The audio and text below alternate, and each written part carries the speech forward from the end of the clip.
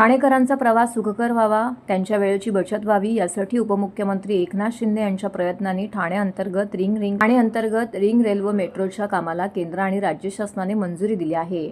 Metro प्रकल्प लवकरात लवकर पूर्ण व्हावा यासाठी ठाणे लोकसभेचे खासदार नरेश म्हस्के हे उपमुख्यमंत्री एकनाथ शिंदे यांच्या मार्गदर्शनाखाली केंद्र शासनाकडे पाठपुरावा करत आहेत.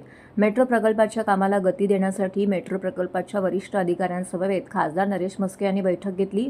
बैठकीत 2029 पर्यंत ठाणे अंतर्गत रिंग रेल्वे मेट्रो प्रकल्प पूर्ण करण्याचं उद्दिष्ट ठेवण्यात आलं असल्याची माहिती खासदार नरेश म्हस्के यांनी दिली आहे. ठाण्याचा वाढता विस्तार लक्षात घेऊन ठाणेकरांची वाहतूक कोंडीतून सुटका व्हावी यासाठी तत्कालीन मुख्यमंत्री आणि विद्यमान उपमुख्यमंत्री एकनाथ शिंदे यांनी ठाणे अंतर्गत रिंग रेल्वे मेट्रोच्या कामाची मुहूर्तमेढ रोवली. पंतप्रधान नरेंद्र मोदी यांनीही या प्रकल्पाला तात्काळ मंजुरी देऊन भरीव निधी मंजूर केलाय.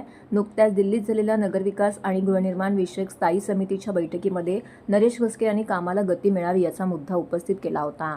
खासदार नरेश म्हस्के यांनी ठाणे अंतर्गत रिंग रेल्वे मेट्रो प्रकल्पाचे प्रकल्प संचालक राजीव त्यागी, मुख्य प्रकल्प अधिकारी सुनील कुमार गर्ग, व्यवस्थापक प्रवीण पापोळकर यांच्या समवेत कामाच्या प्रगतीबाबत आढावा बैठक घेतली. प्रकल्पाबाबत सविस्तर चर्चा देखील केली. विविध सूचनाही करण्यात आल्या असून महत्त्वपूर्ण निर्णय घेण्यात आले आहेत.